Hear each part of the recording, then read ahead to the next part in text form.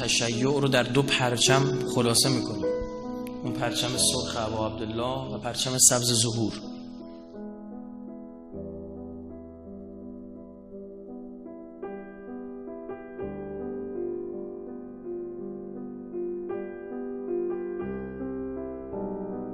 کاف ها یا عین صاد.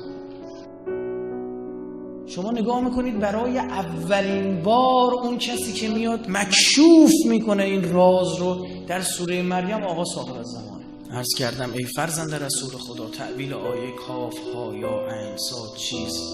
فرمود هذه الحروف من انباء الغیب. داستان این حروف از اینه که از اخبار غیب است که خداوند زکریا را از آن مطلع کرده و بعد از آن داستان آن را به پیامبر ما باز گفته است. زکریا از پروردگارش درخواست کرد که اسماء 5 طیبه را به وی بیاموزد. خداوند جبرئیل را بر او فرو فرستاد و آن اسماء را به او آموزش داد. زکریا چون نامهای محمد، علی، فاطمه و حسن را یاد می‌کرد اندوهش برطرف می‌شد و گرفتاریش از بین می‌رفت و چون حسین را یاد می‌کرد بغض و غصه گلویش را می‌گرفت و می‌گریست و مبهوت می‌شد. روزی گفت بار الها چرا وقتی آن 4 نفر را یاد می‌کنم آرامش می‌یابم و اندوهم برطرف می‌شود، اما وقتی حسین را یاد می‌کنم اشکم جاری می‌شود و ناله‌ام بلند می‌گردد. خدای تعالی او را از این داستان آگاه فرمود و به خبر غیبی به او گفت کاف ها یا عین صاد، یعنی کاف اسم کربلا و ها رمز هلاکت الاتره، هلاکت اطرت طاهر پیامبر، یا نام یزید ظالم و عین اشاره به آتش و صاد نشانه صبر است. حضرت مهدی در خطاب به امام حسین: ای حسین، برای رسول خدا فرزند و برای قرآن به قرآن سندا، برای قرآن سند و برای امت بازویی بودی، در طاعت خدا تلاشگر و نسبت به عهد و پیمان حافظ و مراقب بودی، از راه فاسقان سر میتافتی، آه میکشیدی، آه آدمی که به رنج و زحمت افتاده است. رکوع و سجود تو طولانی بود، زاهد و پارسای دنیا بودی، زهد و اعراض کسی که از دنیا رخت برکشیده است و با دیده وحشت زده بدان نگاه میکند. ببینید چقدر قشنگ داره که انه امام حسین رو داره میبینه. دلدادگی حضرت مهدی به آقا امام حسین خودش بسیار زیباست. قندوزی حنفی که سنیه نقل میکنه حدیث رو از امام رضا که میگه او از پدرش موسی بن جعفر نقل کرد که من قتل مظلومان درباره حسین و مهدی نازل شده است. او کشته شده، یکی میاد انتقام میگیره.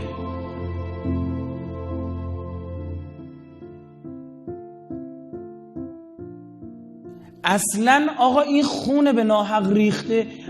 روایت داریم از امام حسین، وقت بشه براتون میخونم، حضرت میفرماد خودش به امام سجاد میگه خون منو میریزن پسر، این خونم تا روز ظهور همینجوری میجوشه، تا روزی که 9مین فرزند من میاد که از نسل خود توه.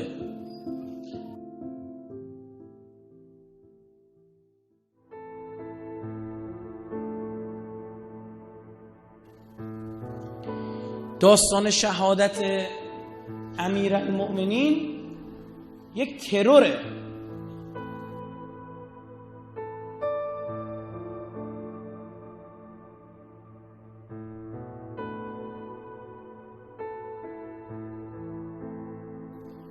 داستان شهادت امام حسن تروره،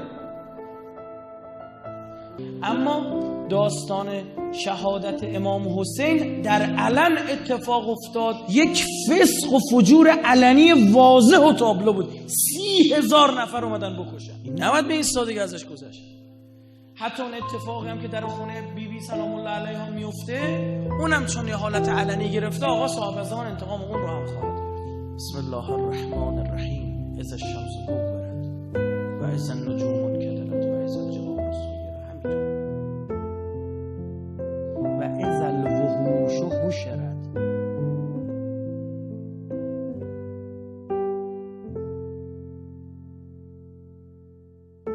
وقتی این وحشی ها محشور میشن،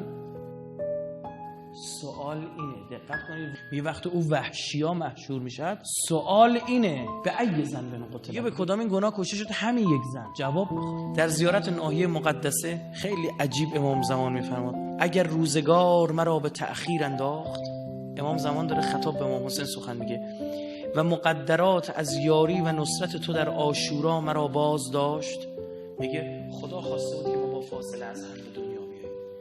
اگر این روزگار فاصله نقطه این قوانین هستی، این مقدرات باعث شد که من نباشم تو عاشورا بجنگم، عجب. هر آینه من صبح و شام بر تو ندبه میکنم یا حسین. ببینید امام زمان اهل مبالغه نیست. هر آینه یعنی چی؟ هر صبح و شب دائم البکا. امام زمان برای حسین میگه هر صبح و شب دارم برات اشک میریزم، بدلت دموع دما، به جای قطرات اشک بر توی حسین خون میگیریم.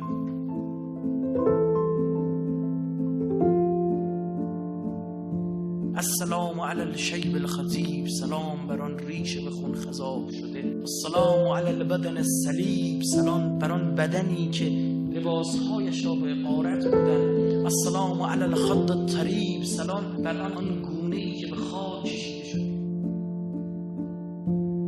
تشیع رو در دو پرچم خلاصه میکنیم، اون پرچم سرخ ابا عبدالله و پرچم سبز ظهور. و هنوز که هنوز روی گنبد ابا عبدالله این پرچم سرخ دیده میشه و در زبان عرب و در فرهنگ عرب وقتی بالا سر قبر کسی پرچم قرمز میزنن یعنی که هنوز خونش رو زمینه.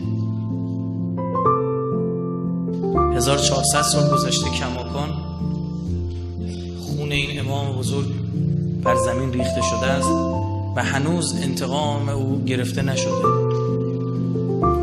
بالاخره او سار الله، کسی که خونخواهش خداست، ول بتر الموتوره.